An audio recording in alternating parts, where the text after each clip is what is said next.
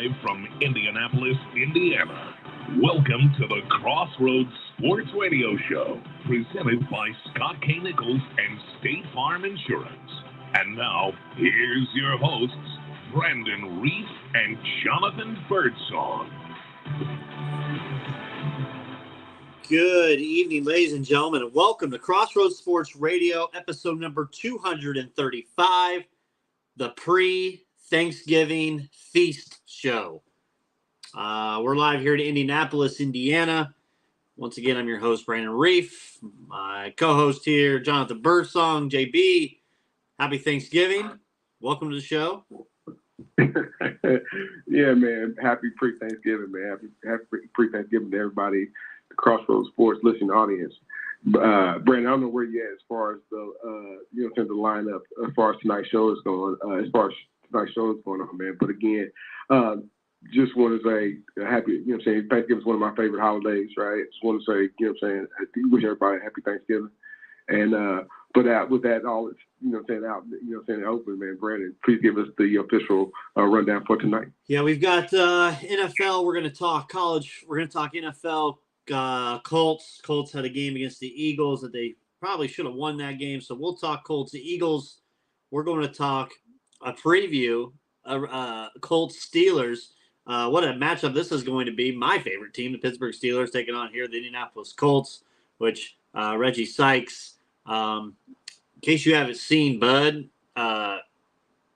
we were 26-5 against you guys all time. 26-5. So let's relax on that talk right now that you've already been going off on Twitter and everything. So let's just relax it for a bit. We'll talk NFL. We're going to talk college football, John. Rivalry week is approaching. Some could say we have the rivalry of everything going on. We got Alabama, Auburn. We've got Purdue, Indiana. We've got Ohio State, Michigan. We're going to talk college football. We'll have Tanner on with us here at the bottom of the hour at 8 o'clock this evening. We're going to talk college football with him. We'll do our picks. We'll recap the week before. We're going to take your calls, of course. We're going to have our callers, and then we're going to finish up with some quick hitters tonight. We were going to do a segment for college basketball tonight, but I've talked with Nick Peterson today, or actually about an hour ago, and we decided that we're going to push it off to another show. So Nick will join us on another show, 2 hours on a pre-holiday, just a little much. So we'll dip it in. We'll get you in an hour and a half show. So big show tonight, John. Let's dive right in. Let's talk NFL. Eagles and Colts. Colts had a lead again. Tell me if you've seen this before against the NFC East team.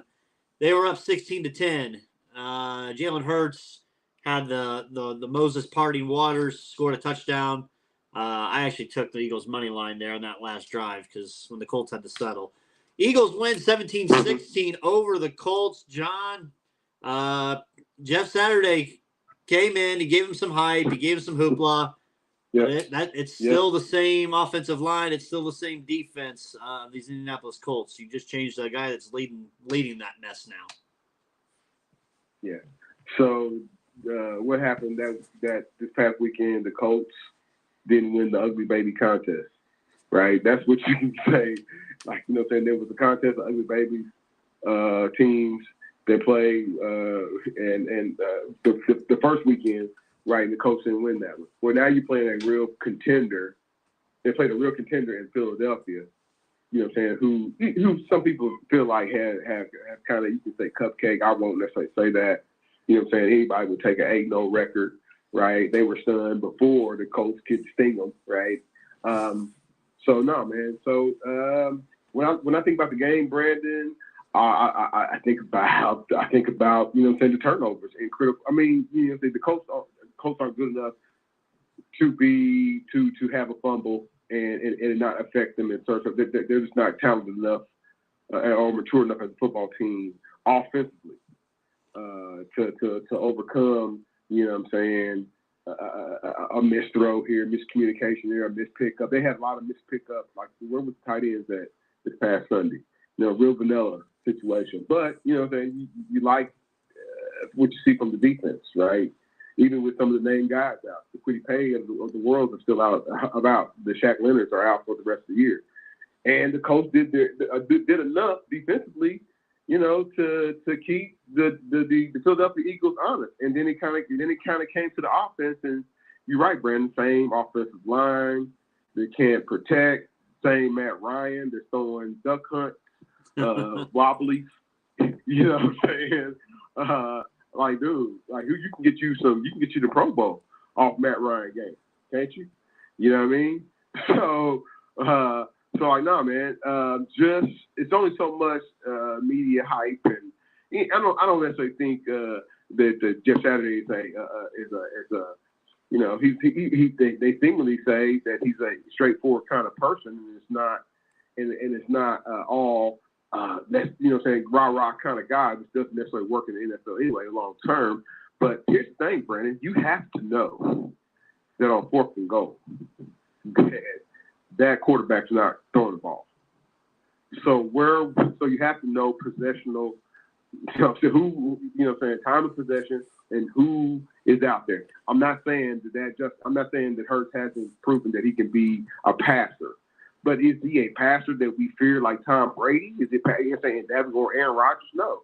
He's a dual threat quarterback. I'm just calling it what it is. You have to know that you have to send, and that didn't happen. And Jalen Hurts, that was the game right there.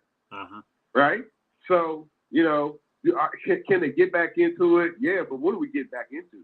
That's what you think about after. What do we get ourselves back into? Get back into a playoff situation where if you can scrap up some wins, what kind of playoff team are you really going to be?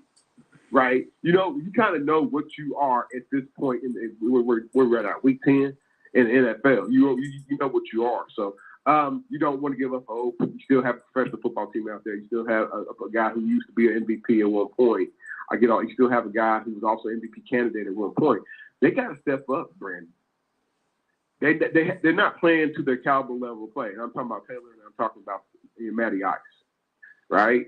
So because right now everything's been done. We tried different people left guard. They tried different guys at right guard. They tried, everything. And now this is what we have right now. There's nobody else left on the street that you can pick up right now to change the culture of your locker room. So this is what you have to go through right now. And right now in front of you is the Pittsburgh Steelers, who you haven't beaten in since the Bush administration. Yes, I loved hearing that you say that. You can take it, yeah. You can sound just that one, man. They haven't beaten the Colts, I feel like, since the Bush administration, and I'm talking about the second Bush, not the first one, man. So it's going to be, Brad, I know you just said I'm going to chop that one up too. It's going to be a really interesting game. It's a road game for Pittsburgh. Even on the road, Brandon, it hasn't necessarily favored the Colts. At home, neither has it. Historically, man, if anybody remembers the Bettis game, is that the Bettis game? Where that was a stone that they came and beat the Colts. So man, it's going to be a really nice game that that the Colts are going to try to. They're thinking that they got a rookie quarterback out there that they hopefully they can confuse and try to make mistakes, and try to make him have his best Zach Wilson impression this weekend. But I don't necessarily think that's what's going to necessarily happen. I think the Pittsburgh Steelers are going to try. Brandon, they have to. You gotta be happy about 30 points. The offense with a rookie quarterback, I get it. They didn't come away with the victory against the Bengals this weekend, but going further, man, you have to like what you see. I do. Before I get to that, real quick, I have a couple notes from the Colts game. Costly penalties. Zaire Franklin with the mob on that pass interference. If anything, my God, on that deep throw by Hurts there and late in the fourth, at least try to cover it up to make it look like you aren't burnt and it's a true penalty. Maybe you get away with it. That's a spot foul. So, they gained like 45 yards just on that play, and that set the Eagles up in prime possession. But Zaire Franklin has some good plays, and then he has that. It's just like, And then Kenny Moore, all-pro Kenny Moore, big money Kenny Moore, he got torched in the end zone by Quiz Watkins. Just got schooled in the end zone by Quiz Watkins. I mean, you got to clean that up. And,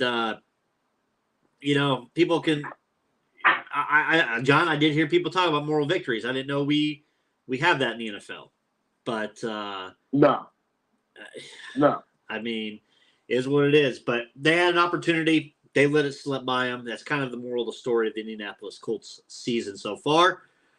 Now they got to get themselves up. They played a great team. They hung in there. Now they've got a team that's a little bit lesser. The Pittsburgh Steelers. My Pittsburgh Steelers coming to town. I'll say it ad nauseum. All time, Reggie Sykes seems to think he says the Colts have the Steelers number. The Steelers lead the series 26-6. Just to give you a little bit of information, the last time that the Indianapolis Colts beat my Pittsburgh Steelers, I was a senior in college back in 2008. That was the last time the Colts. Well, that's Obama, but okay. 2008, and 2008 was it was November 28th of 2000, November 9th of 2008. Colts won 24-20. And before that was the 2005 game in the regular season. You guys beat us, and then we had the infamous Nick Harper, Ben Roethlisberger trip in the playoffs that year, which was perfect. Before that, let me give you some notes before we make our picks. Mm-hmm. Before that, since I was born, John, and I was born in 1985, the Colts have only won 3 games against the Pittsburgh Steelers since 1985. Excuse me, 1984. So the Colts have only won 3 total games since they've been in Indianapolis against Pittsburgh. They won the first one 17-16, and then they won in 2005, and then 2008, and that's it. Obviously, it's a whole different squad in Pittsburgh this year. Kenny Pickett, new quarterback, rookie quarterback.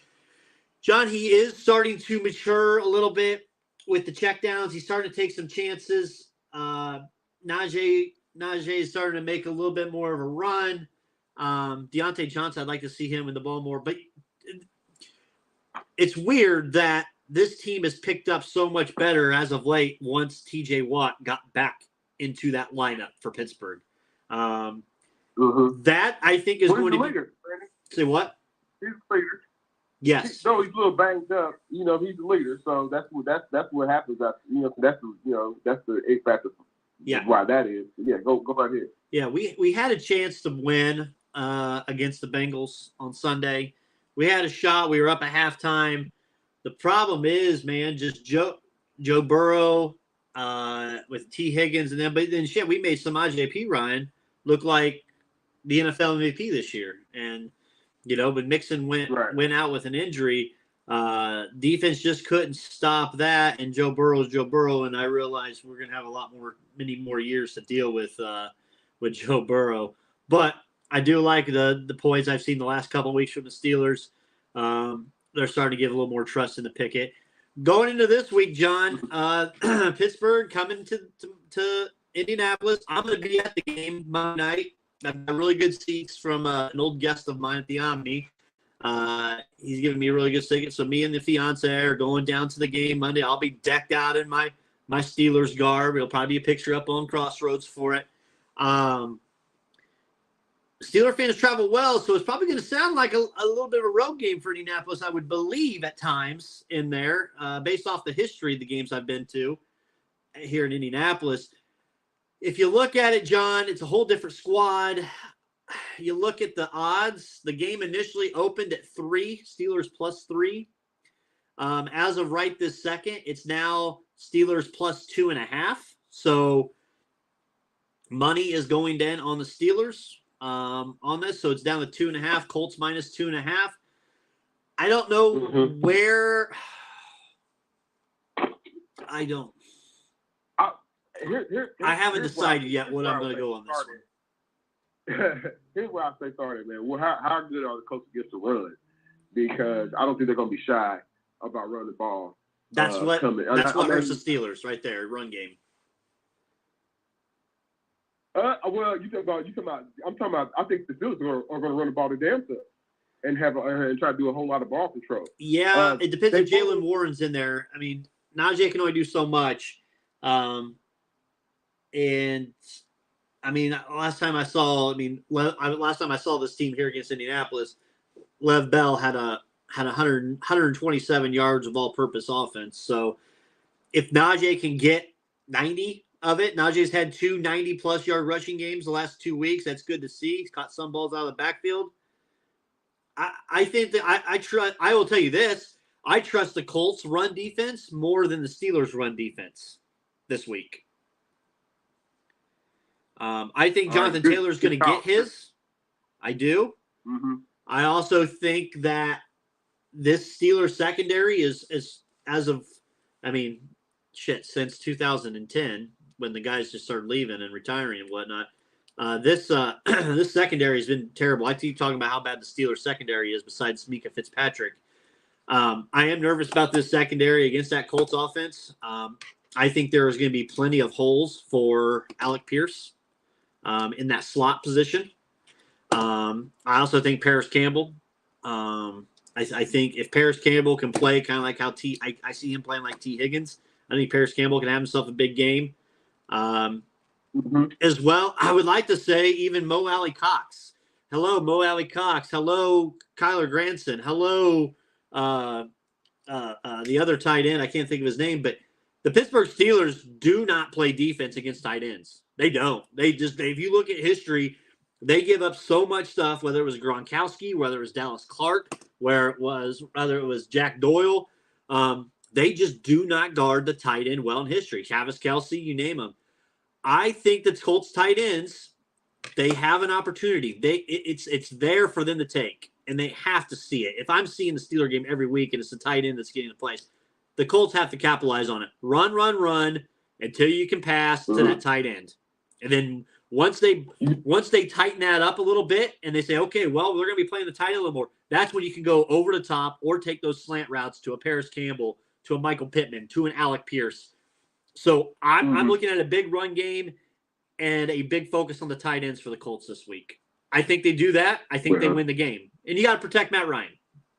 They do those three factors. Man, it sounds like we protected Matt Ryan. Everything sounds like you protect, man, it pertains like if Matt Ryan can be protected and if Matt Ryan can live up to some of those and find some of those receivers, Brandon. Again, man, he had some woeful, some duck hunts in the last game, man, and that should be concerning. Even going into, because he's like the coach are, I'm not gonna say stuck, but let's say their coach stuck with him for another year, so it should be kind of concerning with his, with his performance, going south. With that pick, with everything I've said, this is still a team in building for Pittsburgh, regardless. And you look at the NFL, really, I don't even think the Vegas really knows where this is going to go because a standard home team gets 3 points going into this, which shows that they're not sure which way it can go. I guess I think Indianapolis is probably going to win the game just with it being a home game and having more veteran players than what Pittsburgh has. I'm going to go with the veteran quarterback over the rookie. But my official pick, I've got two official picks. My first one, I'm going to take Steelers plus 2.5, and I'm going to take the under 41. Under 41. It's going to be an ugly game. I'm going to take Steelers plus 2.5 and the over 41. In 5 games at Lucas Oil Stadium this year, the under has hit 4 out of the 5 games. So, which just shows that it's not good defense. Steelers have won 12 of their last 14 games, but I throw that stat out the window because it's a whole different quarterback. 14 of the Colts' last 16 games have gone under. There's a telling stat for you, John.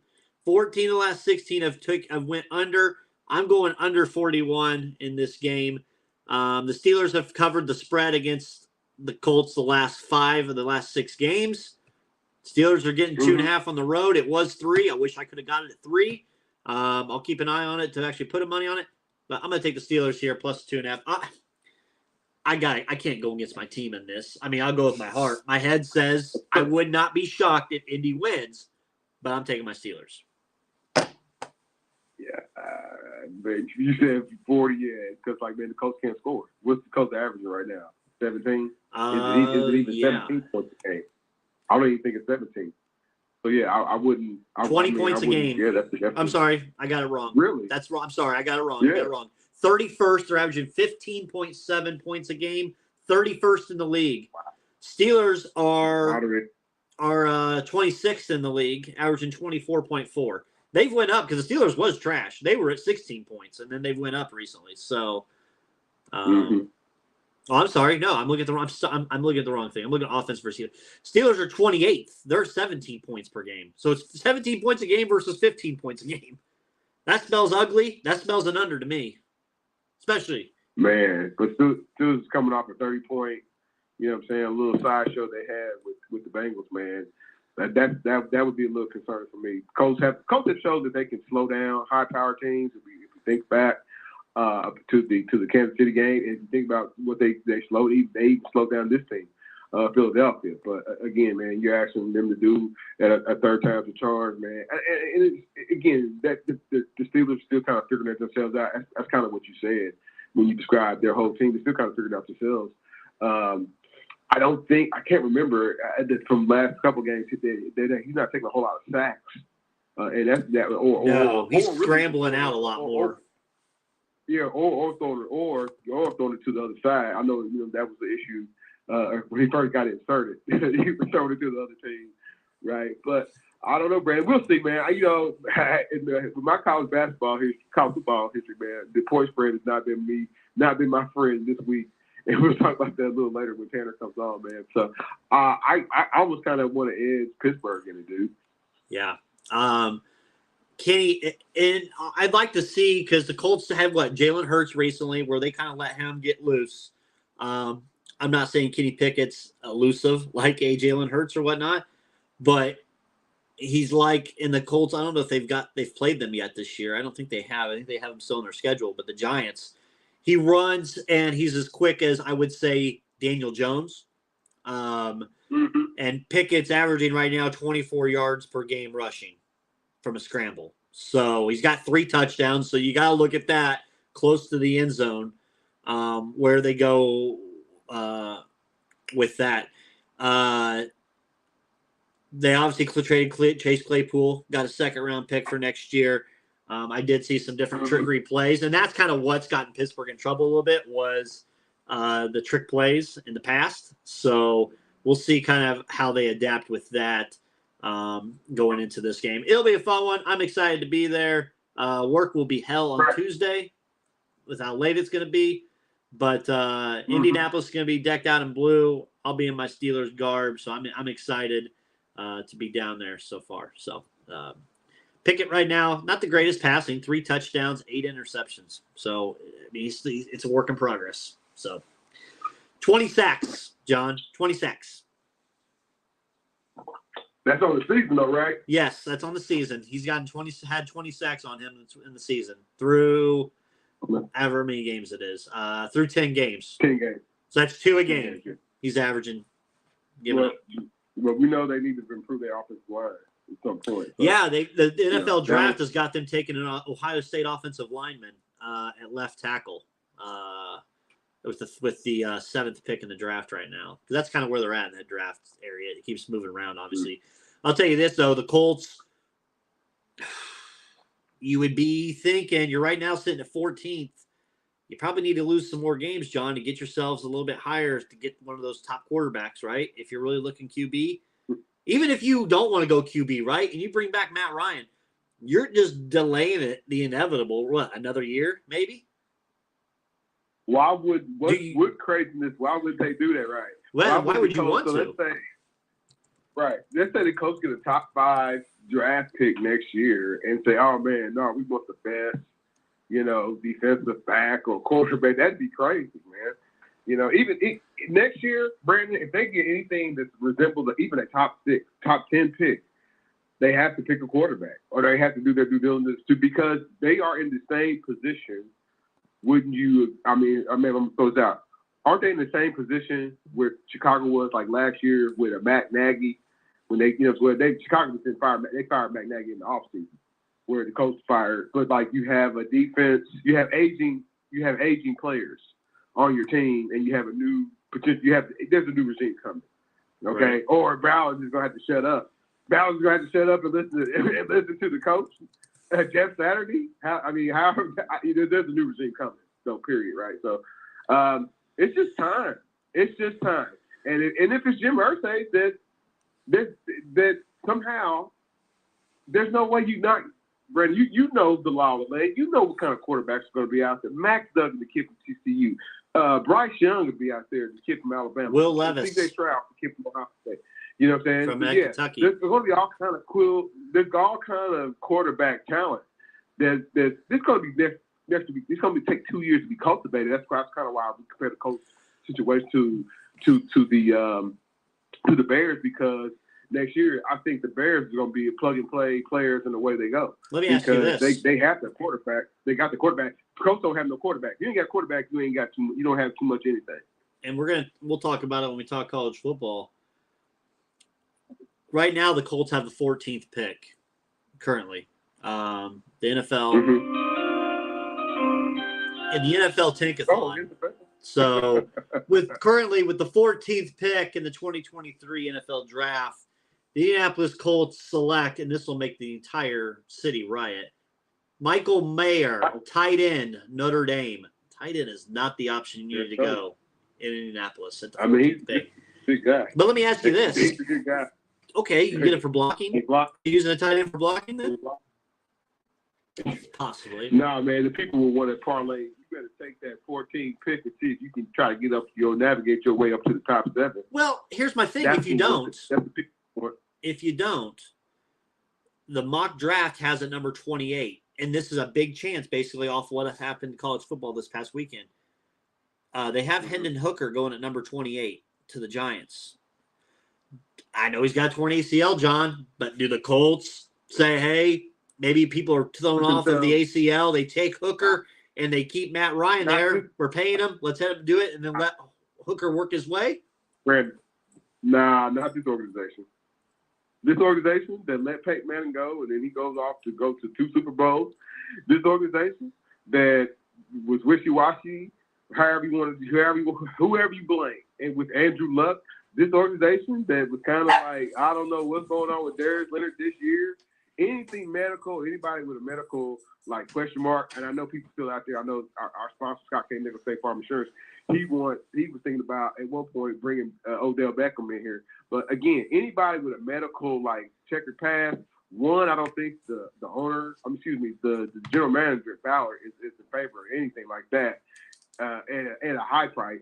And secondly, I don't know, Brandon. Nobody's running here to save the, to get the Colts, out of neutral. Okay. So right now your quarterbacks are in your draft board. Bryce Young at 2, CJ Stroud at 4, Will Levis at 8, Hendon Hooker at 29, Anthony Richardson from Florida at 37, Tanner McKee of Stanford at 50, and then Tyler Van Dyke, Miami at 87. So besides the top 4, you don't really have anything else. But if you feel like you can use Hendon Hooker as a project and let him kind of grow and recover and say, hey, we're still paying Matt Ryan all this money, let's have him sit and get healthy. Then we'll be good. Not here. Not here, man. They need somebody out there that's ready to go. Snap number 1. Snap number 1. All right. Going back into college football ranks around a little bit, John. I'll just flat out say it. I think Zach Wilson is an asshole and showed his ass when he said in that post game that, well, the defense lost us that game, let us down. I'm sorry, you punted what? You punted on 7 of your 9 possessions. You only had like 6, 7 first downs. That's on you, bud, Mm-hmm. the quarterback. He got his ass benched for those comments. Yep. I just saw a second ago Man. a thing came out that said that he has apologized to the Jets and the organization. Buddy, I think you've alienated your whole team. Just a tad bit. Just a tad bit, man. So I don't know. Does it ever go right with any Jet quarterback? If you think about it, didn't they run Joe Namath out of town? You know what I'm saying? 7 years ago. Brandon, everybody knows who listens to our show knows I was high on that kid coming out of BYU. I know what he looks like. He looks like Zach from Saved by the Bell. He looks like he's about 18, 19 years old. He looks like a little kid. But he was stellar in college. And he showed some flashes last year, you know what I'm saying, and until he got hurt. Now, that I think some of the physicality of the NFL has kind of been something that he never experienced. You know what I'm saying, playing in what they play the Big West in BYU, right? But some of the physicality, and even some of dude, you the leader. Who's the leader of the team? Do you ever think about him being the leader of the team? Even though he's been there, you never really think about him being the leader of the team. No. And those some of the growing pains. So I'll be honest with you, Brandon. I know what everybody's saying. Everybody listens to Stephen A. Like, man, they need to cut Zach. Dude, go ahead and cut it and see how fast he'll be you know what I'm saying? What you're saying is, can it be corrected? Absolutely. So what you saw on film, you saw Bill Belichick, you know what I'm saying, turning, you know what I'm saying, whatever rookie quarterback or second-year quarterback, turning them upside down. Yeah. Because, correct me if I'm wrong, Brandon, I'm not saying that, you know what I'm saying, Zach Wilson is the second coming to Brett Favre or anything in the Jet uniform, but the last few games have not looked anything that resemble anything that bad. That what he put out there on film, that was bad film that he put out there against the Patriots. But the last few games that he's played, that he started, and again, like I said, I offer this up. The only thing that he has just struggled with the physicality and being in and out of the lineup, being hurt. But other than that, man, what he kind of did at that podium and not necessarily taking any responsibility as the leader. You're the leader of the team. The quarterback is the leader of the team, not the wide receiver. The coach is too, I get it, but the coach, you extend to the coach. You play, you're out there on the field, bro. So they feel like they can win games with or without him, with the quarterback room that they have, and they have. And so this is definitely something growing pain, something he should learn from. Dude, but I hope he learns. I'm a fan of him because again, I saw the talent, I saw the potential, but Brandon, I feel like the NFL, and it's churning up young quarterbacks real fast. To the point, think about where Baker Mayfield's at right now in his career, where he was a damn hot topic on our show in the summertime, and now I don't know if that dude can get a USFL job. He stinks so bad. You know what I'm saying?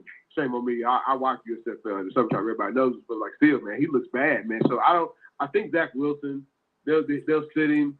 When the other guy, whoever the hell the damn quarterback, the reserve is, he's a big mouth his damn self too. But not the second stringer, because I don't know who the third.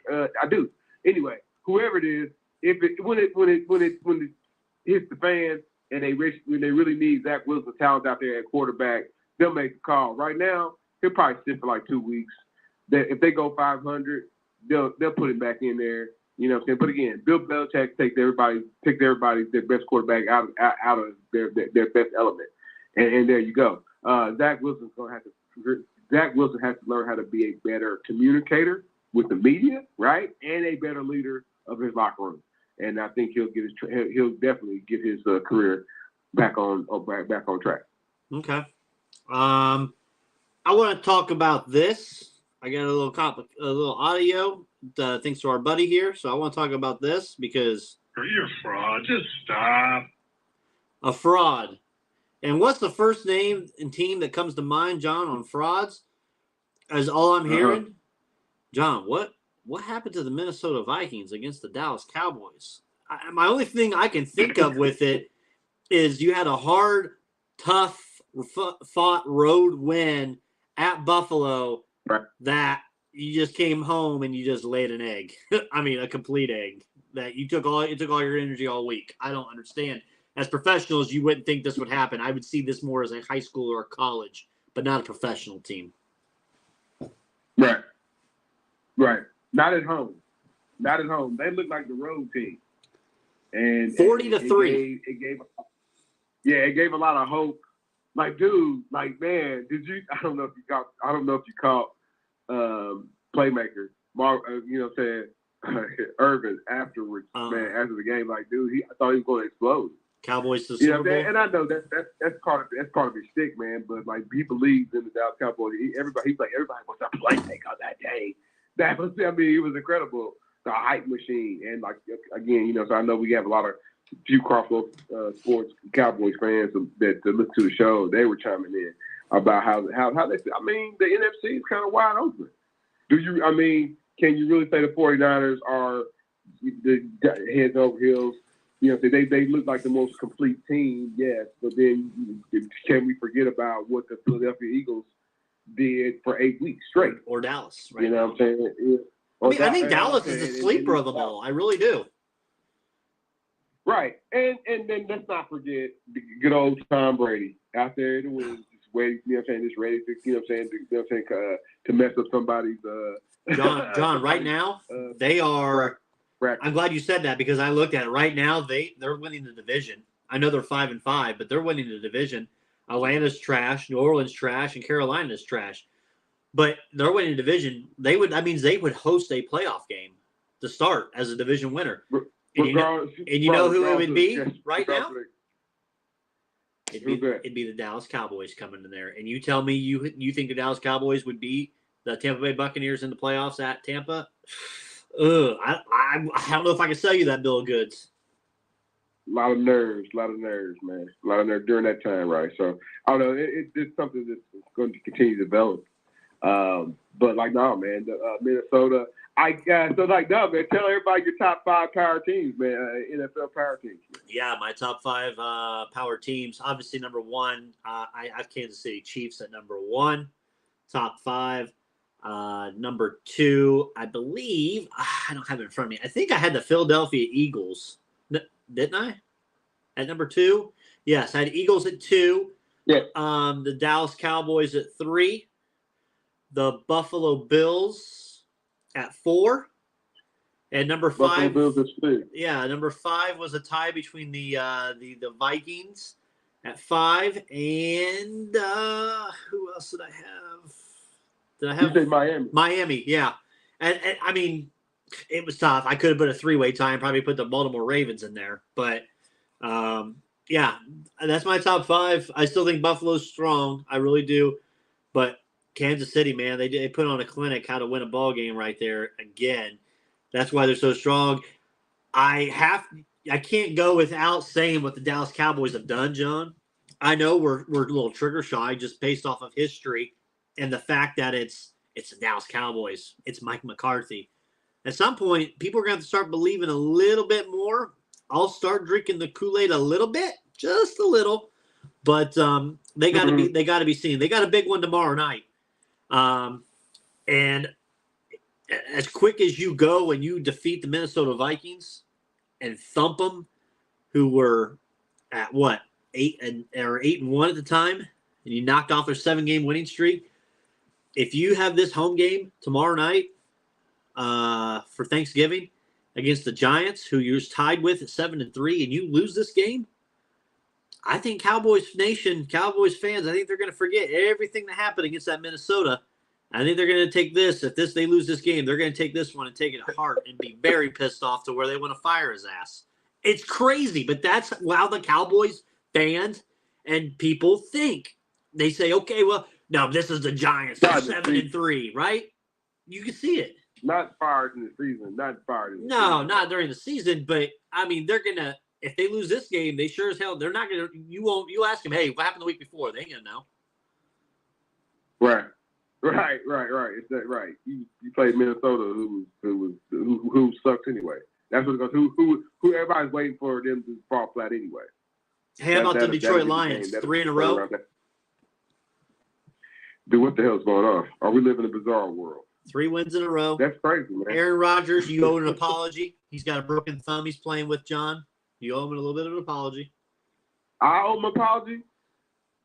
I don't know about that, man. He's quite arrogant, and he's brought his Jeopardy self ways, his smart ass Jeopardy ways. I mean, I watch Jeopardy at 7:30 every. I try to watch it every Monday through Friday. And Aaron Rodgers just thinks he's a super smart, smarter than an astronaut. And unfortunately, dude, like your team stinks, and you're the leader of the team. Who's your top five? They can't find him a firing because he makes $50 million. Right. So they got to deal with it. They got to deal with Aaron Rodgers, the quarterback, coach, and manager of the Green Bay Packers. Good luck. Who's your top five? Top five of I didn't even put one together, man. I would. There's nothing wrong with. There's no reason why anybody should go against the Kansas City Chiefs. Again, they have a couple things on their resume as of right now. Coach beat them. It's one of the few things we can remember before the coach fired Frank Reich, as he was the head coach during that time. But again, hell, that game could have went a different way if the daggone player, if he falls on the ball instead of there was some kind of boneheaded play that happened at the end of that game, Colts and Chiefs game. If the Chiefs kind of follow the ball, they got a penalty and it cost them, basically cost them the game. But like, no, man, the Chiefs are offensively, they're like, damn. You know what I'm saying? That's what you say, man. They put up, dude, Brandon. I'm still worried about their offensive line. I don't know if you got to see the whole game of the Chargers. The Chargers, the Chargers had, I felt like they had. I didn't watch it. They felt like they had them. I didn't watch the game. Man, and the LA Chargers. Good. Well, I couldn't. The Chargers are going to, Brandon, the Chargers are going to have a change in staff, if you catch my drift. Yep. They're going to probably experience some type of Black Monday because that team is too paid and too good to be like, dude, if you get up on the Chiefs, like 8 or 10 points, whatever it was, I can't remember what it was. It wasn't that much. But if you get up on the Chiefs 10 double digits, you gotta put more than field goals on the board. Or you gotta come out more than 3 and out, because like they're gonna come for you. Like him and Kelsey, like they know it's coming, you just can't stop it. Ain't that crazy? So, but they gave Justin Herbert a great defense this year. And, so I get it. The run game, maybe it necessarily hasn't developed for them this year. But, like, dude, they major excuses. But, like, no, man, I would definitely say co-sign you with the Chiefs as being the number one team power. I think, Brandon, like the gray area, what we're going to go get into is, and I don't want to take off because I really don't have 5, is like where we kind of put Philadelphia at because they're not as scary offensively. They're not. You can kind of see, like, how you can kind of make them stutter step, right? The coach maybe kind of showed that, but the coach got a good defensive scheme, and they got a good defensive staff. But guess what? The Philadelphia Eagles have a good defensive scheme. They damn self. I think they're like rated like number 2 or 3 in a total defense in the NFL. So what they don't necessarily do is wow you at quarterback with a lot of passing or a lot of points. But he plays concise football, doesn't turn it over, definitely don't fumble a whole lot. You know what I'm saying? And that's why they won games, man. They had a little trip against who would take the Commanders seriously? They have Tyler Heineke. Colts should. Who's taking that seriously? But they should, right? So unfortunately, the other piece of the season that the Eagles thought they might have had is off the table. But no, man. So those would be my top 2 teams from either of those 2 divisions. I think everybody else right now is kind of still trying to figure. I mean, everybody kind of knows what they're good at, but just kind of play the numbers game and see where they fall at. You're right. Tampa Bay wins their division. They host the playoff game, and then you got to deal with playing the legend that is Tom Brady, and it kind of goes with that, and that's pressure on other teams. So, but like I said, I think the 2 best teams for sure are Kansas City and Philadelphia. Brandon Staley, you talk about the Chargers. I mean, you got to fade them this week. I mean, they're playing at Arizona, who's having their own problems right now. But Kyler Murray's practiced. But I mean, Brandon Staley said today he's not a big turkey guy, but his favorite Thanksgiving dish is breaded cauliflower and a green bean casserole. You can't take a psycho like that serious who not a big turkey guy. You got so any bets you gotta go against it. Have to. I don't want right. Can't have a psycho like that out there leading the franchise right now. Austin Crozier back in Gainbridge Fieldhouse tonight. Welcome back, Crozier. Hey now. Underrated, I would say, as well. So very, very underrated. The reason why, John, I couldn't watch that game on Sunday night, I had other must-see TV on at 9 o'clock. I had an hour and a half of Walking Dead. Well, we'll talk about that later. I mean, I saw my boy. That's all I had to see. So, what else NFL-wise do I have from the week before? Give me a second here. I'm going through my notes. Man, Justin Fields hurt again, John. Falcons beat the Bears. Separated shoulder for Justin Fields. Is the guy going to last in the NFL if he keeps taking the hits that he's doing? Yeah, man, we know that dude to be tough. He's also the guy that had nursed some injuries coming out of college. So I think at this point, man, you said separated shoulder. Obviously, man, at this point, he's probably going to sit down for the rest of the season. And the Bears kind of play the numbers game for, worst team in the league. They've been in a lot of games, but it kind of all comes down to defense for them. And hell, they traded their best defensive player 2 weeks ago to Baltimore. So they're definitely in. You can call it what you want. You call it tank mode. You're definitely in rebuild mode, whatever. But that's what it is. And why continue to have your prize piece in your rebuild continue to get banged up when you know other pieces won't be there anymore after this season? So I think the world of them. Everybody knows that follows the NFL kind of knows the Chicago Bears next year will have good good first round picks, second round picks. They'll have those kind of selections kind of in their favor, and they also have a lot of cap space as they shed another $20 million or so when they traded Roquan Smith. They already have other free agents that they won't be resigning as well. So Chicago will be that destination USA football.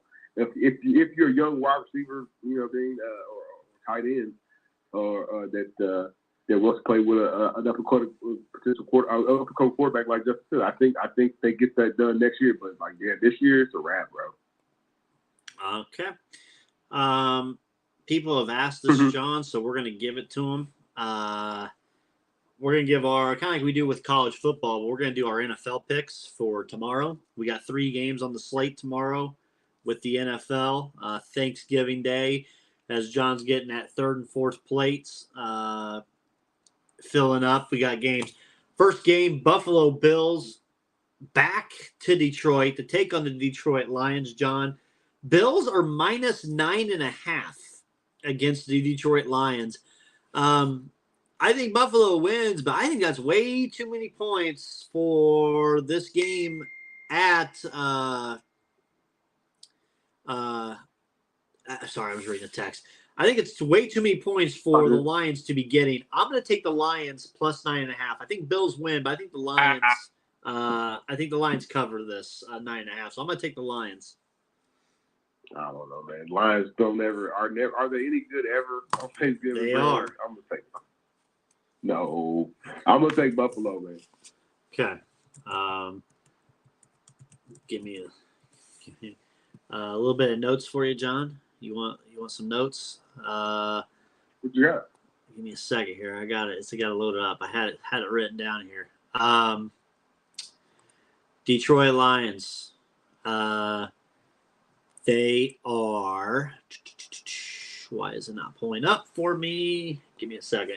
We'll go to the second game, and we'll go through the games. I'll bring up my stats from it. The second one, New York Football Giants at the Dallas Cowboys. Cowboys, 10-point favorites. I think everybody sees what Dallas did this past week and is like, oh, my God, they're an unstoppable machine. They may be, but with the division game, 10 points against the Giants. The Giants are 7-3 as well. It's an ugly 7-3, but they're 7-3. I still think it's way too many points for a division game here. Give me Give me the Giants plus 10. I don't know, man. I think Dallas is on a rocky down high, man. I'm gonna take Dallas in the 10. Okay. Your stats for you, John. It's horrible. No. Not your stats. Not your stats. I'm sorry. Oh, I'm sorry. The Detroit Lions are 7-2-1 against the spread this year. 7 wins against the spread, 2 losses. They cover spreads. That's 10 points at home, 9.5 points at home. You're getting. They know how to cover spreads there in Detroit and still lose, but they know how to cover spreads. So. Know how to cover, right? Oh yeah, I'm gonna take them all day. That set it for me. Another trend for it. We'll give our bettors because they're gonna need to do some degenerate stuff tomorrow while they're with families. The Lions have covered the spread in 7 of their last 8 games at home as an underdog. So the Lions have straight up lost each of their last 5 Thursday games, so you have that. But my biggest, I think, crucial point is they've covered 7 of the last 8 games at home as underdogs. So I'm going to take them there. The last one, John, the Minnesota Vikings at home.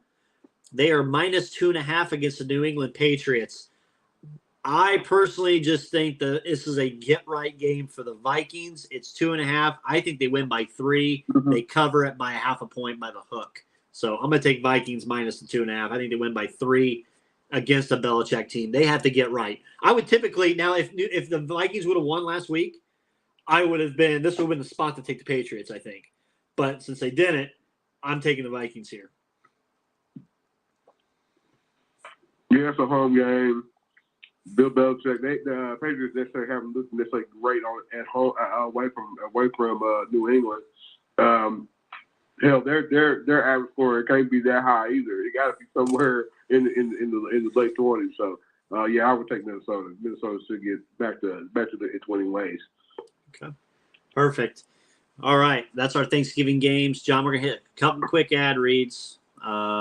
We come back. We got, actually, real quick, I guess we will. We'll bring on our guy here. D-Cot, what's going on? Hey, fellas, man, a long time no see, man. Yeah, where you been? It's been a while. We almost had to send out a missing persons bulletin for you. No, are you ready man. for your apology? I was trying to listen last week, but I got caught up in some stuff for work, man, and I had to disconnect.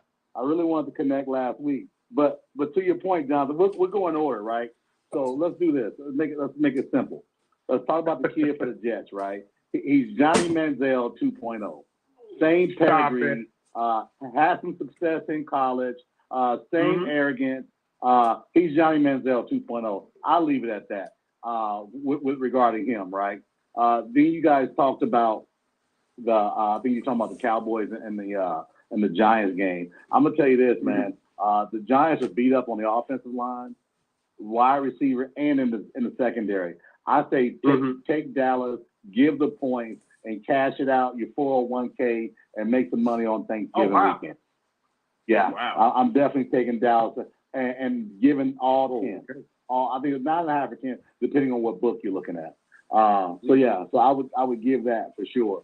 So now let's go back to Jonathan. You all bullying me this morning on Twitter. You all know I will apologize. Way, right? I will apologize when necessary. But everything I said about that coach down there in Baton Rouge is exactly on point. I posted it on Twitter. I responded to you. It's exactly on point. I never said that the LSU won't be a talented team. Think about this, fellas. Jerry, and I did some homework. I did some homework, by the way. Jerry DiNardo is 32-24 as an LSU coach. Believe me, there's going to be talent there. And that guy was probably the worst coach in college football history. Jerry DiNardo. Same guy on the Big Ten Network right now. Same guy that's under 250 coaching IU for those 3 or 4 years that he was there. So LSU is going to get talent. And that coach that's there in Baton Rouge, I won't say his name, he's going to get talent because it's there. Absolutely. They're going to be good, but there's going to be a difference-making good. And that's the question what I'm talking about, right? So can he be that difference-making good? and we'll see what happens. And think about this: in 2019, the coach that everyone laughed at, won a national title. So LSU is going to get the talent. They're going to be a strong team in the NFC West, in the SEC West. And but they'll beat Bama here and there. Argumentatively, they've had a culture change, and I get the record 2 losses, but they are ahead of Alabama right now. If all things kind of with their favor right now. I understand that, but let's be realistic here, right? This is realistic. Well, really, are they going to beat Georgia? No, probably not. No, they're not. No. I think the line is. I thought I saw 14.5. Maybe I was wrong. Whatever it is, take Georgia and give the point. Because listen, 15 LSU currently. played over. Okay, I knew it was something like that. LSU played great against Bama. Let's come on. Everyone plays their best against Bama, and that's what you got to deal with.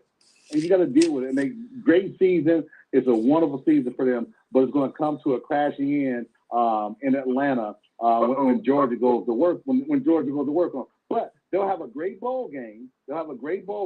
It'll be nice momentum for them. But let's pump our brakes on the coach from Baton Rouge and the apology, right? Because everything I typed, and you know it for a fact, is absolute fact. An apology. What about the other apology? Listen, I'm gonna see. What about one? What about the other apology? Which one? Oh, you lost it. The coach of the blue and gold. Matter of fact, didn't y'all see my post on that? I said I'm shocked. I'm shocked that the Pacers are playing up-tempo basketball. What it tells me is the team is so talented, he has no say. It's great. It's great. It's a great thing that Luka fired him in Dallas because I think that may have woke him up. You all saw my post. It may have woke him up. And you know what they say? You can never.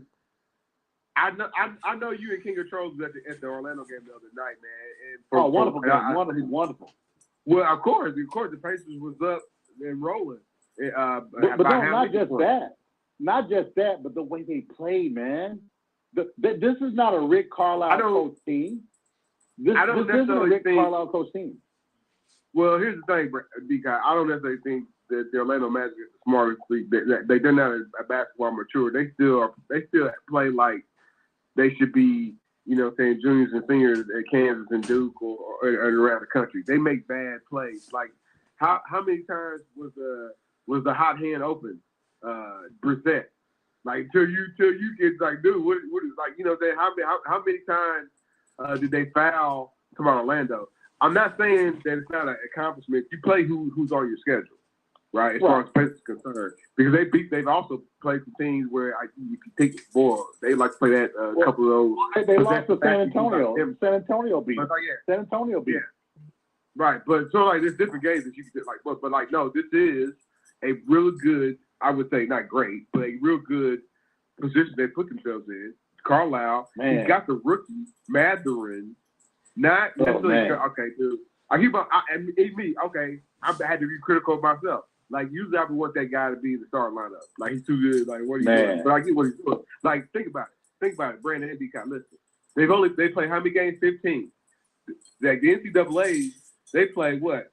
I don't know, 30-something, maybe 30 games. 32, he's already played 35, depending, yeah. Right, and that's over a 6-month time. He's already played half a season in 2 months.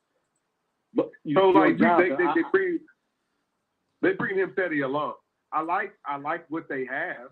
You know what I'm saying? And you have two veterans in Miles Turner, who's looking for a contract, so he's not gonna put up no duds out there. And you have our guy who y'all not necessarily slow white guy. I know you're not necessarily a fan of it, but that's not those are my he played well. He played well the other night. He played well. But give the devil his due. Right, but this is what you have, man. So this is the perfect scenario situation to where I don't necessarily know the Pacers. I know it's a different topic. I like the winning. So I don't necessarily think they move Miles Turner's contract. They might move Buddy Hield's contract, but I think Miles Turner is going to stay here. And like you have to like the rotations that they have, and the potential of Chris Duarte coming back and like what that looks like, and can they mesh it all together? And again, I haven't even mentioned Player of the Month. You know what I'm saying? Tyrese, man. Right. So they also Pacers just have to improve the first Go ahead. quarter. They get, and I know they're making strides in it, but the ugly first quarters and Coming out stuff that it has to end at some point, especially against the good teams. As you want to make a team, as a team, you want to try to get to the playoffs. You got to improve that. Right. And that's a great point, right? And Jonathan, I hate to say this, but I agree with you 100% on Ben Stark, because I was talking to Reggie about it just at the game. I said maybe it's better, and here's why. His talent and his fight and his energy level is right now as a rookie is better suited against second-tier guys, right? That doesn't mean he's a scrub, but I think him growing into that is helping. Because if you look at it, and that's why I think Lloyd, I thank goodness for Lloyd Pierce being on the bench, because what happens is Matherin doesn't always play in the same rotation. It depends on how he plays. And I think Lloyd Pierce is making a big difference in that guy's play, right? Because if you look at the game, yeah, he won't start, but there'll be times he's playing for starters. There'll be times he's playing bench. He's all over the place. And I think if you saw Lloyd Pierce coaching in Atlanta, they're very similar with Trae Young. And I really believe that's what's making a difference for the Pacers and the coaching staff. That's what I really believe. I'm not going to say Carlisle doesn't get deserve any credit, but I think that the creativity that was lost with Carlisle is helped by Lloyd Pierce and his creativity from a coaching perspective. And I agree with you. I think Matherin should come off the bench. So I'll give you that. I think he should come off the bench. You know, so that's a positive. But here's think about this, right? It's kind of good and bad, right? You got the Pacers winning. You know, we've got three number one picks next year, right? Next season, right? And we were talking about lottery, and then maybe Cleveland, and then Boston. It's tough, but think about this. We've got so much flexibility. As to your point, Jonathan, don't move anybody. Remember I said you can win with Turner or not win without. There's no rush. Remember that a few calls ago. No rush to trade Turner. Why? Get everything you can get out of it, right? Because he's under contract. So then let's see what the offseason holds. Can you imagine a deal like this? Sign and trade with Turner, whoever the team is. You still got 3 number one picks. You got a talented young nucleus. Can you imagine what we can bring back in players and guys that are ready to win? This isn't a 5-year turnaround. This can be a 2 to 3 year deal, and this year being the first year. That's what I think. Now we get that. Think about that. Now we gotta say you gotta ask. Now we gotta sign an apology for Kevin Pritchard too. No. Listen. I said if.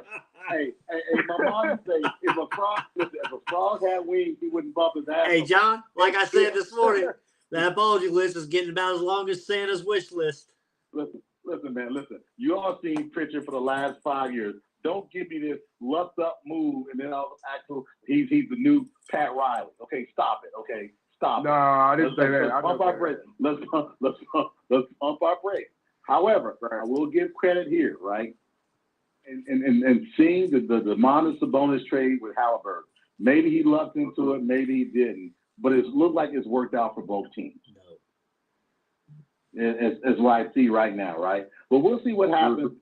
Matter of fact, my boy is in Friday night, and absolutely we'll be there to see my boy Kyrie do his thing. I can't wait to see Halliburton and Kyrie go head to head.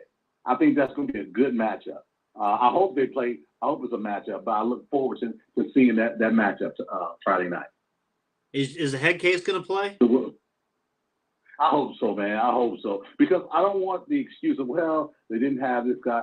I want to measure Halliburton against a guy that can handle the ball like Kyrie can, off the dribble, get to the basket.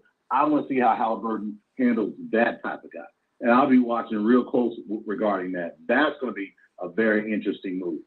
So we'll see what happens. But I'll tell you, give my Pacers the credit, man. Those guys, the guys on the floor are making a difference to me because they are pushing that ball. If you notice, Carlisle doesn't call the plays on the sideline anymore, y'all. No. This is running through the guard, through the point guard. Now, you all know the days of the Malice in the Palace, the control freak, trying to control There we go. Who was it? They got the lead. It was a slow first quarter. Yeah, it was Penzi.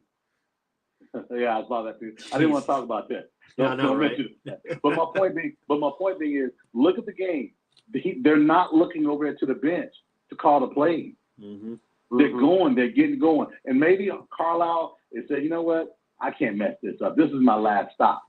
I better let this thing play out. And I hope he continues to do that. Let's see what happens mid-season. Things get tight. I'll be watching close. That's what I'll say. And I'll give you this. If it continues throughout the season, I'll do a public apology to Rick Carlisle and his control-free action with regards to him coaching. And a little bit of KP. I'll give an apology. And a small one to KP. Listen, I'm going to tell you this. Until the Pacers get to the finals, KP gets no love from me. He has decimated this team for the last 5 years with garbage. But finally, he got a year where he's got under his belt where he did something pretty well. Nah, he needs to make up about 4 more years. Let's see what happens. Hey, D-Cop, I don't want to give him 4 more years. Last thing from me, Alabama minus 22.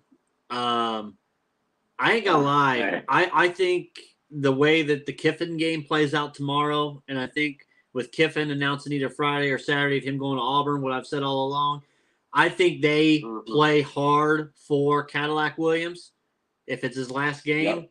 I mean, Auburn still has a good secondary regardless, but I like Auburn to cover the 22. That's not crazy, right?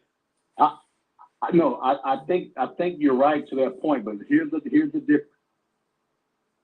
That game this weekend is probably going to be Bryce Young's last game as an Alabama Crimson Tide quarterback. That guy's got a lot of pride. He's got a lot of fight, and he's got a lot of and matter of fact, with that said, my man Emil Okier, he may be his last game also, right guard from Cathedral High School, right? Mm-hmm. So we've got a lot of guys who may be playing their last game, and how better fitting to go out beating the snot out of Auburn in your last game, in your worst season in the last 15 years. So I'm going to probably stay away from it. I usually would run because, I've told you guys, when Bama's a 2-touchdown or more favorite, and now they're not on the road, I know they're at home at Bryant-Denny, I just stay away. But I would probably stay away from this period just because of the emotion that's going on. Bryce is done. Bryce is done after this game. Emil's done after this game. And I would imagine maybe Gibson's probably done after this game also. So I got a feeling that Bama's going to try to go out and thump them pretty good, and then sit on their hands and knees and pray that somehow they can squeak into the playoff, which I think is impossible. I know people are talking about it. I think they get it. I think they have a real good shot of getting in. I don't. We can talk college football real quick. John, there is a way. I just don't see the committee putting in 2 Big Ten teams. LSU's going to lose. They're going to put Alabama over LSU. The knocker is if USC loses to Notre Dame on Saturday. If that happens, I think. By the way, Notre Dame will beat USC. The problem for Bama was last week. That's your apology to Notre Dame? No, not at all. TCU, listen. TCU was on the ropes. Michigan was on the ropes. If those 2 teams lose last week, then Brandon, you and I we can talk about it. But when that situation didn't happen, man, I think Bama's chances of going to the playoffs went out the window with that TCU lucky win and Michigan luckily winning. Cheating against an Illinois team that was undermanned. So yeah, I think they don't. I think they don't have a chance. Hey, listen, and I'll say this, right? The guys, everybody who's going to be draft eligible, they should skip the bowl game. You go to Bama to win championships, not Poinsettia Bowls or Fiesta Bowls or Orange Bowls. All of them, because you know what it'll do? It'll allow those players that are backups to get some rest and get some practice time in. And those backup guys, especially at quarterback. So if I'm a Bama fan, y'all know that. I say, listen, everybody's draft eligible, sit out. Sit out and let it see what happens, man. No need playing against in a game like that. There's no need. The season, listen, I hate to say this, the season's a failure, man. The season's a failure. Oh, whoa. John, the world's falling down on him. No. If you're not winning, if you're not in the playoffs and you're Bama, D-Con, this was supposed to be the year. You told us last year that this was the year. I absolutely told y'all that. I didn't realize they were going to be so badly disciplined. I've never seen a Bama team with such lack of discipline. Never. And that's their own doing. They got the talent. Yeah. But I mean, think about it. Of all that bad stuff, you still lose to Tennessee by 2 points, and you lose in overtime on a 2-point conversion to LSU at home. I mean, can you imagine? I mean, a lot of teams would love to have those problems, but I'm just saying those draft eligible guys gotta go ahead and get themselves ready and let those backups get those 20 practices in and get that game in. Because the quarterback is your big question next season. They got a kid from California coming in. He's matter of fact, he just got his 5th star. But man, you know how it is playing in the SEC as a freshman, as a true freshman. I don't know how realistic that is. The kid, the backup, he's got a rifle arm. He's fast, but let's see what he's got. He's a Jalen Hurts clone in a sense. Let's see what he's got. Jalen Monroe. That's his name anyway. So we'll see what happens, man. But I don't know, man. I'm gonna be listening to the show and kind of give you all some crap. But watch my Pacers, man. I hate to say it, man. Absolutely. We might wind up winning about 37, 38 games this year, man. That's what's up. Hey, I took the season over total. It was 24.5. I'm loving that bet I made. 20, yeah, man. Yeah, man. Definitely. You may get that. Oh, speaking of that, hey, January 29th, we're going to Memphis. We're trying to get some guys to go to the Pacers Memphis game. It's a Sunday night game. Talked to our ticket guy at the game the other night. He has an opportunity to get us probably double-digit tickets if needed. So it's January 29th. It's a Sunday. Thinking about going down there, hanging out on Beale Street Sunday afternoon, Pacer game at night, and heading down to the Horseshoe after the game and doing some damage. Just want to throw that out there for you guys, too. I'll put it on the old calendar. Hey, love the show, fellas. I'm going to keep listening. Hey, keep me on hold because my internet camera's messing up a little bit, but so I can listen to the show as long as I can. Yep, sounds good. D-Kai, hey, have a great Thanksgiving, man, and yeah, thanks for calling in. Appreciate it. You guys be safe. Hey, I'll be posting some pictures tomorrow because my pescatarian lifestyle may have to take a hit tomorrow. I'll let you all see that. Sounds good. See you, love buddy. you guys, man. Be safe. All right, absolutely. All right, that's our guy D-Cot calling in. Oh, his call dropped. I tried to put him on mute, so he's going to call back in, D-Cot. I'll put you back on. I'll keep you on hold. I don't know why it dropped. I think he hung up accidentally. John, let's hit some quick ad reads. We come back from these ad reads. We'll dive into our college football talk. Hopefully Tanner will call in. I don't know if he forgot tonight or what, but hopefully he'll call in. Let's see. Here we go. We have some ad reads. We'll be right back. You've changed thousands of diapers, cut off hundreds of crusts, played hours of peekaboo and duck goose because you'd do anything for your kids. That's why it's so important to protect them with life insurance from State Farm. State Farm insurance agent Scott K. Nichols will help make it easy and affordable to help protect your family no matter what the future holds. Because for the people you do anything for, life insurance could mean everything. Call State Farm agent Scott K. Nichols in Indianapolis today at 317-243-3509. Like a good neighbor, State Farm is there. Crossroads Sports would also like to thank Wise Logistics. Their team is dedicated to the successful delivery of your packages. Services, domestic and commercials are available for delivery of your packages 7 days a week, 365 days a year. That's Wise Logistics. Hit them up at 877-744-6212. Wise Logistics. We also want to thank our sponsor, Maverick Custom Motorsports. Where ideas are created and dreams are born, specializes in custom motorcycles, boats, slingshot, Jeeps, and trucks. They're offering pickups, deliveries, and shipping worldwide. Yeah, that's right. I said worldwide, kind of like Worldwide West from the Knicks. Worldwide shipping. Check them out today, MavericksCustomMotorsports.com. In the promo code on your checkout, type in Crossroads. You get an exclusive discount. And also, let them know you heard this ad on Crossroads Sports Radio. All right, John. Man, worldwide. Kind of like Worldwide West, right? Worldwide. Why? Exactly. Well, we don't have Tanner calling in. Not sure what the deal is, but we'll dive into our college football picks. In the meantime, John, we'll get ours. If we have to get his tomorrow, we will. First game, Purdue minus 10.5 at Indiana, the old Oaken Bucket on Saturday at 3:30. They pushed it from noon to 3:30. Purdue still got a slim chance. Purdue needs to win this game and hope to God that Iowa somehow loses to Nebraska. Purdue's hopes got trounced last week with the way that finish of Minnesota-Iowa happened. My God. That was devastating. But Purdue minus 10.5 at Indiana. Spot on the line for Purdue possibly. John, we'll go for you first here. What do you like in this one, Purdue minus 10.5 versus IU? Man, I know this season that never the bet the daggone point spread for Purdue, man. They will not do you any favors at all, right? They beat teams, man. They beat teams, but they don't like crush teams. You know what I'm saying? They play. They're a notorious team for playing up to the level of competition. I think that's why the point spread is where it's at, man. Indiana doesn't know. I mean, but here's what I'll say: this difference about these two teams. Indiana doesn't know what they don't know how they won, Brandon. They don't know what their team identity. They pass the ball from week to week, and they found themselves kind of lucked up into a victory, man. I think that's kind of like how that Tom Allen wants to play it. He wants to play close football, but he doesn't necessarily have the staff.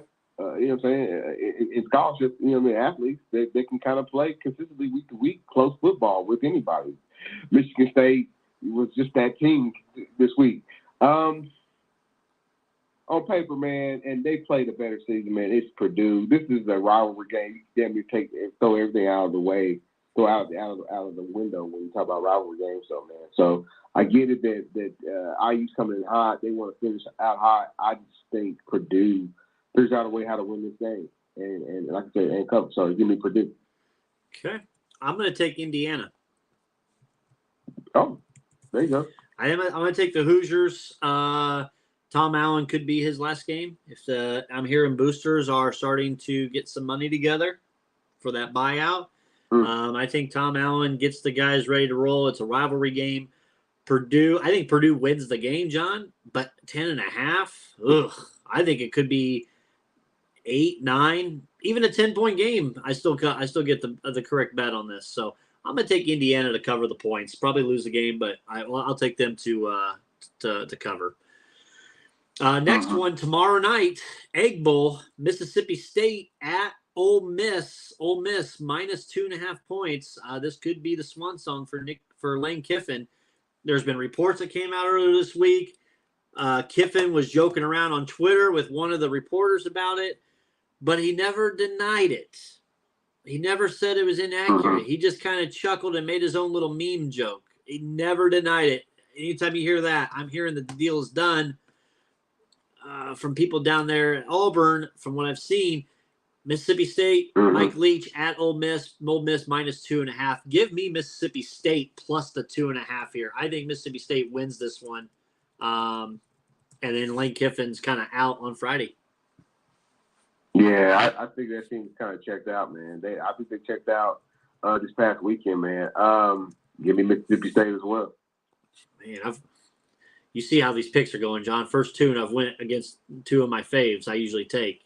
You see I'm changing it up. Number 21, Tulane. Tulane having a great season. Tulane at Cincinnati. Cincinnati 2-point favorites in this one. John, what do you like? Give me Cincinnati. I know Tulane is kind of teased us. They teased like an undefeated season. I do believe right around week 6, week 7. And then they kind of fell flat, man. But both of these programs have been running consistent wins. They won't be Cincinnati. Everybody knows Cincinnati is going to the Big 12 next season. They aren't necessarily the sweetheart story they were last year when they just kind of beat everybody in their path, so they got to play Georgia in one of the CFP games. They still are a top 25 team. They still are very much capable of coming into your house or definitely still defending their own home field. So I kind of like what they have right now, finishing the season off strong, and kind of going to season when they start Big 12 play next season. Man, give me Cincinnati. This one is at Cincinnati. Luke Fickell getting this team. They're both 9-2. Tulane's had a hell of a run this year. I think it's crazy right now that we won't know until Tuesday who's playing in the Big 12 or the American Athletic Conference's playoffs. Because you got UCF, you've got Tulane and Cincy, those three teams. Man, I like what Tulane has done this year so far, and I'm going to reward it. I'm going to take Tulane getting 2 points here. I went against them early in the season on one game, and it went against me, so I'll take Tulane here in this one. By the way, heartbreaking Ball State game last night. I had them money line. They were up by 12 with 5 minutes to go. Yeah. Bowl eligibility on the line. Oh, John. Yeah, going to the Bahamas.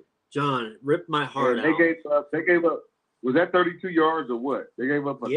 They gave up. It was third and long.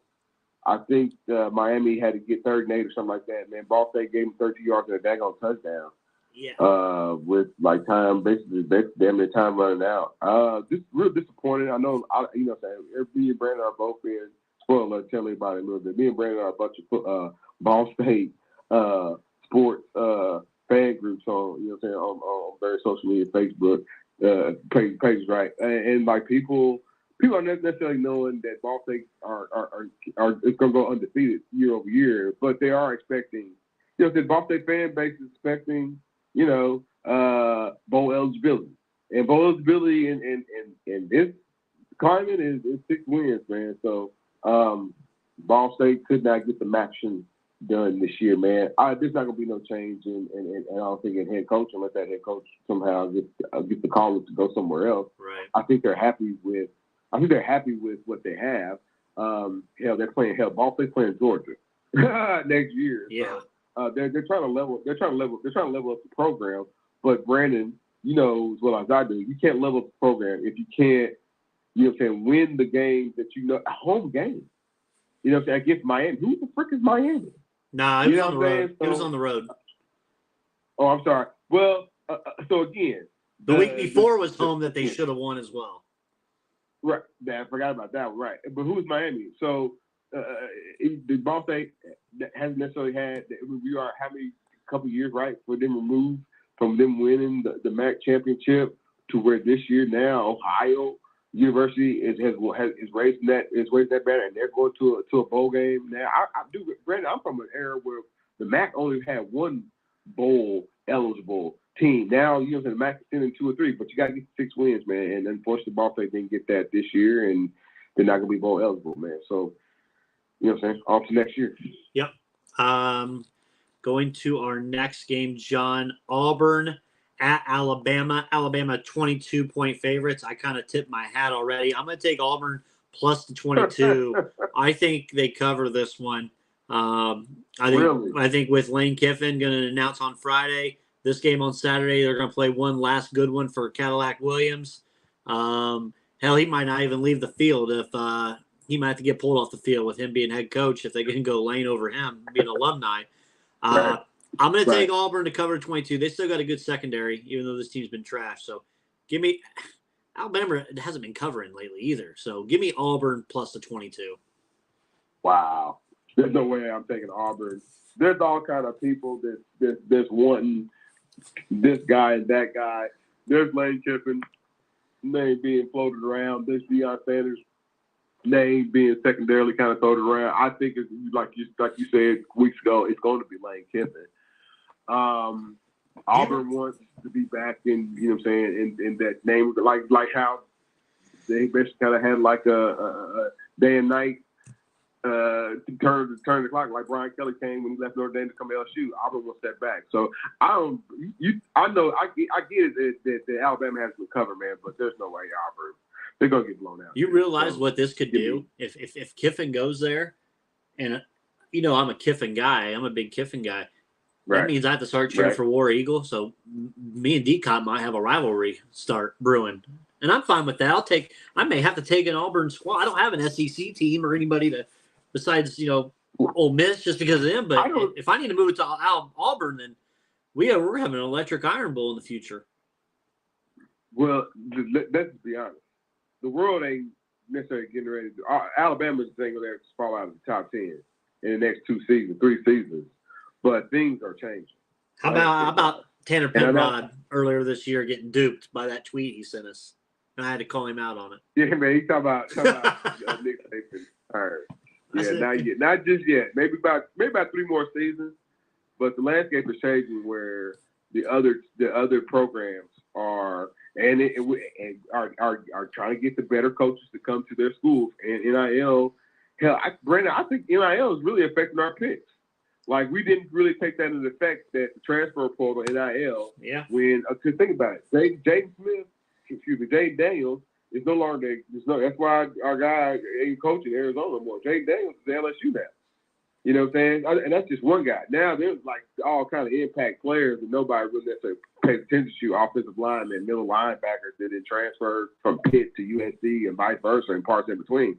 And, you know what I'm saying, that has effect, I think, some of these programs, Alabama included. Brett Decock said he thinks that their mentality, their mental makeup, like, dude, you know what? Yeah, everybody's some people are kind of checked out because, one, maybe we know we already going pro. Yeah. You know what I'm saying? We already know we're going pro, so some people are kind of checked out. And then now the depth of what they used to have is now playing, around the country now instead of playing in Alabama. So all right, let's roll through these games. Let's roll through these. Number 24, NC State at number 13, North Carolina. North Carolina 6.5-point favorites. This one's at 3:30 on Friday afternoon. Give me Carolina minus the 6.5 in this one. Yeah, I'm taking Carolina too, man. NC State has. I'm still surprised they're in the top 25, man. They kind of spiral. Barely there, 24 or 25. Yeah. So give me Carolina. Nebraska at Iowa. Iowa 10.5-point favorites at home against Nebraska. I think Iowa wins. Iowa wins this game, but they can't score, right? So no. Give me Nebraska to cover the 10.5. I'm gonna take Nebraska. I'm gonna be foolhardy and take Nebraska too to cover. Yeah, that's the only thing. I'm just seeing them covering. That's all. I don't see them winning it flat out. Florida, it used to be a great game. Florida at number 19, Florida State. Florida State 9.5-point favorites. I think Florida State puts an ass whooping on Florida. They cover this easily. Wasn't it supposed to be good back to business in Florida? I felt like it was, man. And now they pissed the pot. You know what I'm saying? So no, man, Florida State, that coach is keeping the Dion, you know what I'm saying, people out of his ear, man. That checks the box right there by beating Florida. So they'll do their due diligence. So give me Florida State. Number 17, Washington, 2.5-point favorites at Washington State. What do you like? Hold on, which one is our homie playing for? Penix Jr. I get confused, man. Washington. Dude, give me Washington. He's gonna light them up. Give me Washington State. I think the Cougars beat them. Ah, you hater. Not because of him. There's a lot going on with this Pac-12, John, for next weekend's championship game. Make no mistake, Brandon Reed. What you say there is 100%. The Pac-12 is arguably the most, outside of the Big Ten and the SEC, I would say it's probably the third best. It's just unfortunately those teams eat each other up. Yeah. I think you're about to see why it's wild. Next game, John, number 12, Oregon, -3 at number 23, Oregon State. This is the Civil War in Corvallis. Yep. Who do you like? Bo Nix ain't ready for it. But he's been talking a whole lot of talk, man, since the transfer, dude. He's had decent games, man. But Oregon State, not necessarily scared this year, but you always in rivalry games throw out what, you know what I'm saying, what the records are, man. Oregon is a top 10. They floated in the top 10 all year, man. They'll win this game. I don't even know what the spread is, but they'll win this 3. game. Yeah, they'll win this game. I'm taking Oregon State plus the 3. I think they beat Oregon flat out in this game. Oregon State's the real deal, John. They're maybe 5-3, but they're 4-1 at home. They can hang. Excuse me, I'm sorry. They're 8-3. 8-3. They're tied. Same record as Utah. There is a way for Utah to get back into this Pac-12 championship, John. Oregon loses to Oregon State. Washington loses to Washington State. This opens the door for a USC-Utah rematch in the Pac-12 championship next Friday night. I like it the way it's looking with it possibly. So I'm going to go with Oregon State here. I told you, it's just craziness going on. Number 18, Notre Dame at number 7, USC. USC's 5.5-point favorites. I had USC over UCLA last week. I was able to pick up a game on you guys with that one. USC, John, they are in the driver's seat for not only the college football playoff berth, but also Caleb Williams. He has a great game this week. He has a great game in the Pac-12 championship. He's got to be up there in the Heisman, especially if they're getting that college football playoff for. Right, because who's the Heisman favorite right now? Nobody knows. Nobody knows who's the Heisman favorite right now. Well, I can give it to you. Notre Dame. Right now, Caleb Williams is the favorite, actually, at -110. The lines have moved. He's the favorite.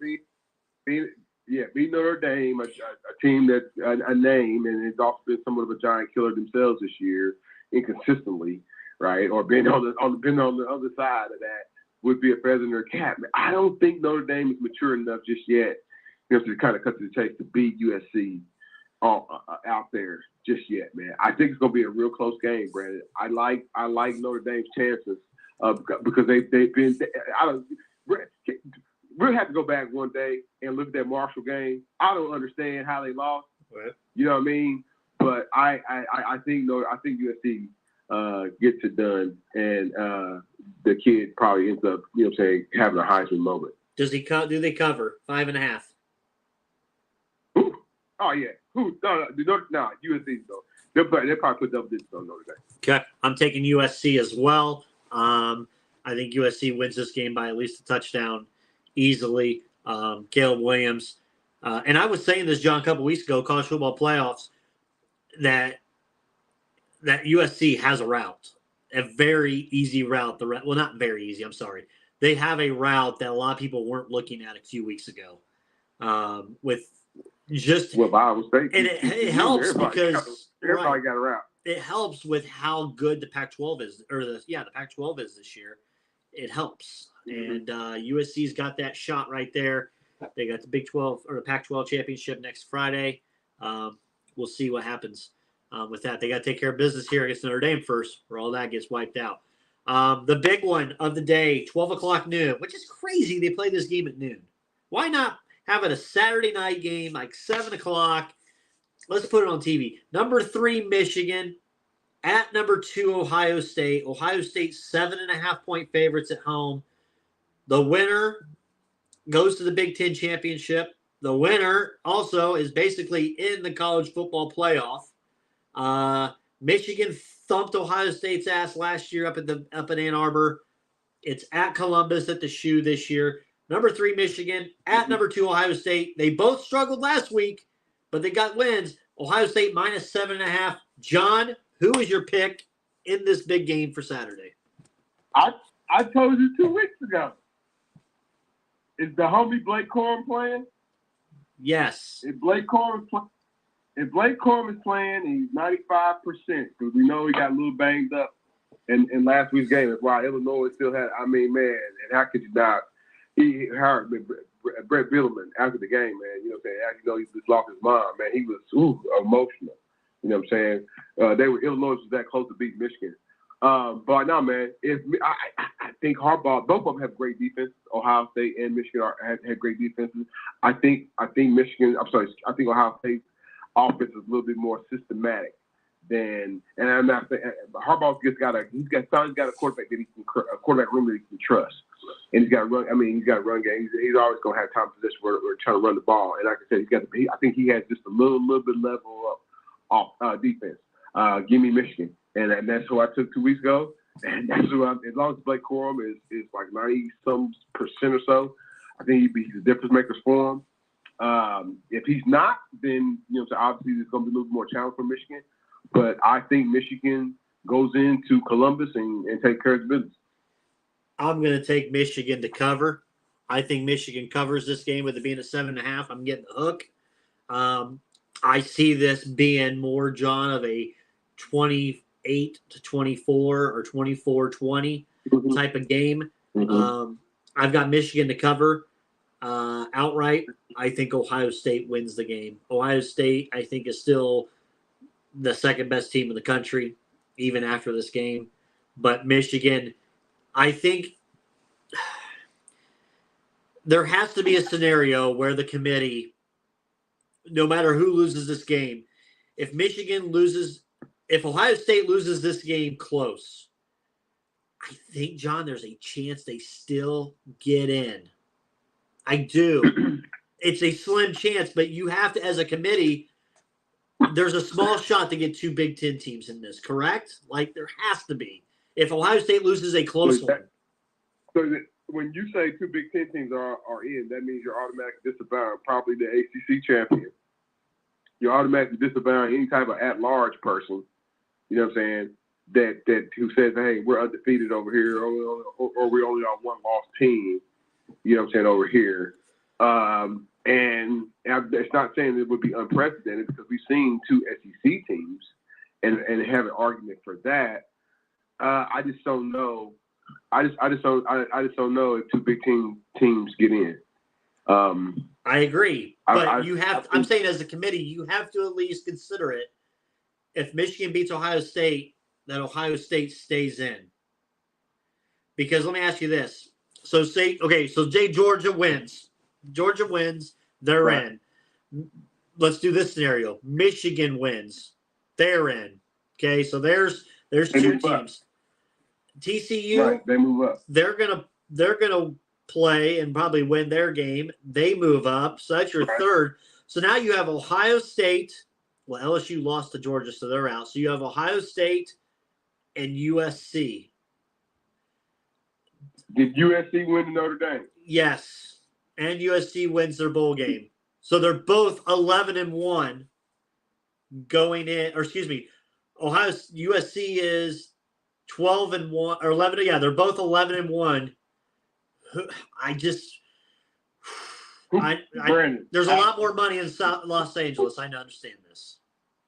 Okay, but who's the better brand name? Them. Okay, I'm Ohio State. And them, or what you gonna do with Clemson? And they're out, John. They're out. They're not even. They can't get in. They're 8th. They're in my regards. They're out. From 7 up, 7, 6, and 5 are your only options. LSU, USC, and Alabama. Where it really gets screwed up is if LSU wins. If LSU wins, then you're only getting the winner of Ohio State and Michigan. That's it. Only the winner there. And I think it's crazy enough to even say that TCU gets put out and they put USC in. If Ohio, yeah. If LSU beats Georgia, because you're going to have LSU, Georgia, the winner of Ohio State, Michigan. So that's 3 teams. They would put TCU out and make Georgia be the 4th team. They would. I think they would put LSU in as the 4th, wouldn't they? No, LSU. No, oh yeah, LSU. Yeah, I'm saying TCU would be forced out. Yeah, and I think USC would be the 4th. Undefeated or not, they would be forced out if LSU beats Georgia. I also think though if The only way Ohio State or Michigan, there's two big team scenario. Another scenario is if TCU loses somehow to Iowa State, and then automatically the loser of Michigan and Ohio State becomes their fourth team. Right. The way for Alabama to get in is if USC loses to Notre Dame or the Pac-12 championship, LSU loses to Georgia, and that's not fair. TCU loses their Big 12 game. Because I don't see them jumping Ohio State or Michigan. I really don't. No, I don't either. And nobody else is undefeated. And there's only one lost team is USC. Clemson has the loss against Notre Dame, and I think Notre Dame might have been unranked at the time.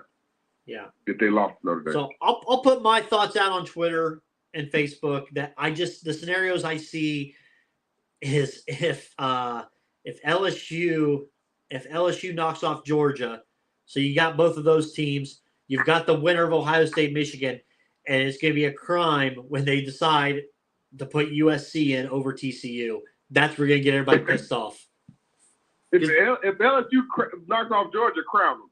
Oh, you can crown. For real. So, all right, that's our college football talk. A couple things to wrap up, John. The show. MJF won the world title on Saturday night for AEW.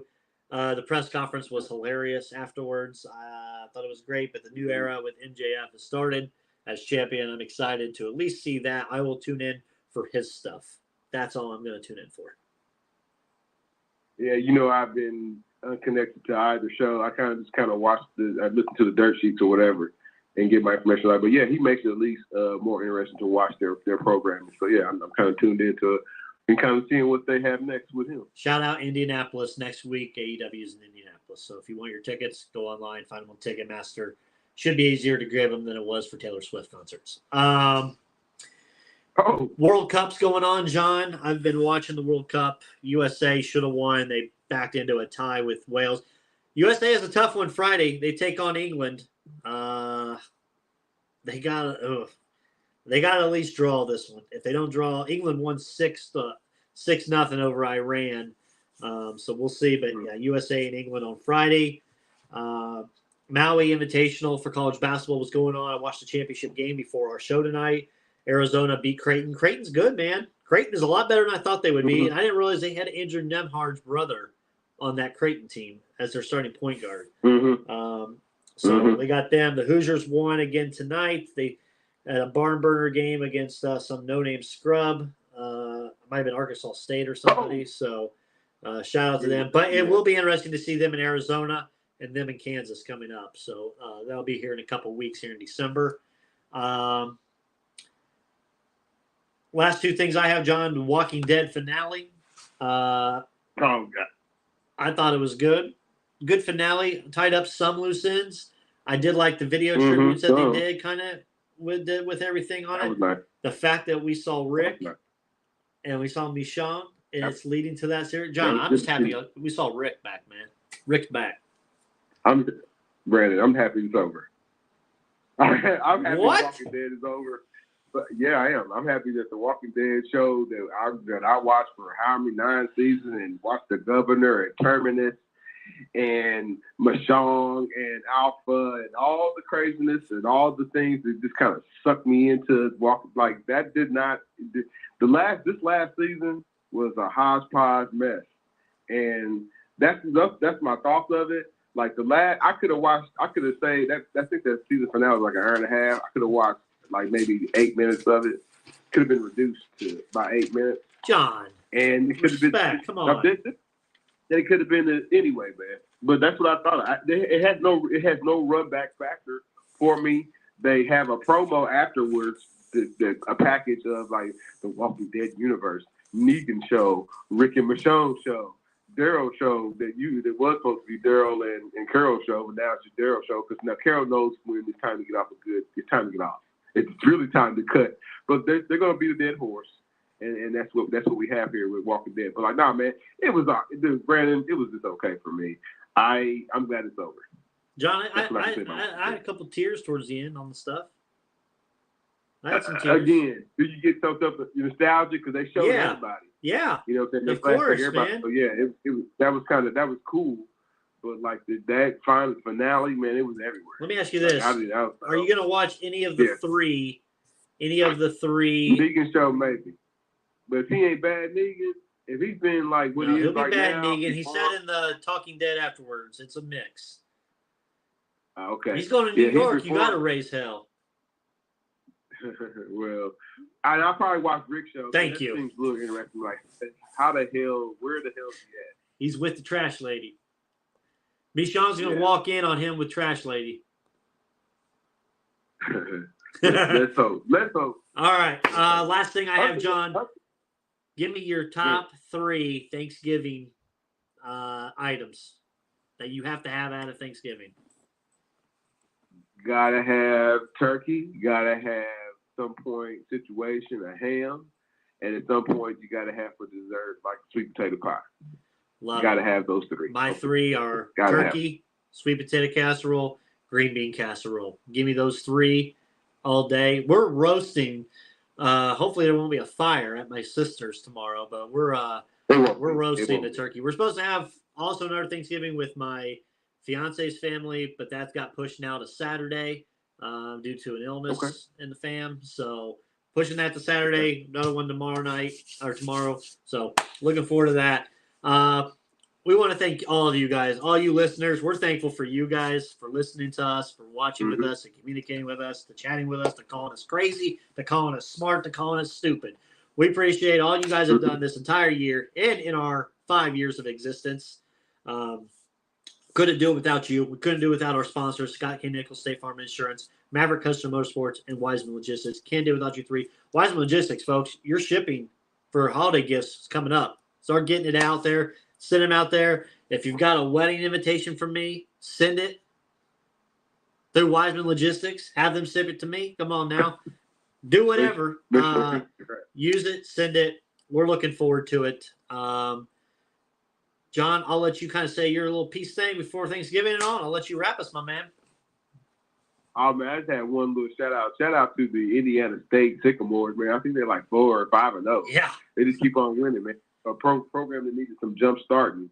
They got jump started this year, man. So I don't know. We got eyes and ears pretty much on everybody, man. As well, man. No, Brandon kind of hit everybody.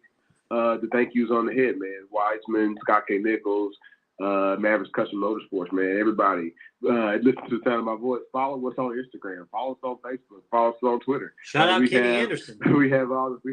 We have all the socials that that they have until Twitter goes away. I mean, there's a rumor that it might go away, but until it doesn't go away, Crossroads Sports is on Twitter. Pete Boozman is on Twitter. Interact with us is there. Love to interact with you there.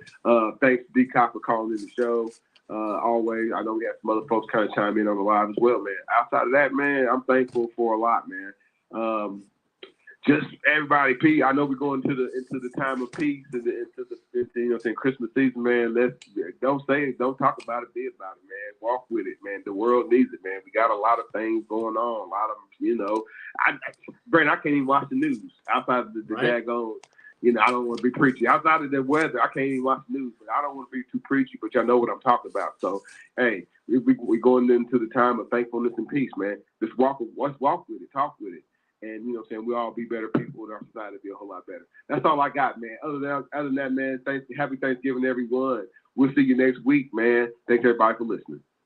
Thanks for listening to the Crossroads Sports Radio Show. You can find more episodes on iTunes and the Google Play Store.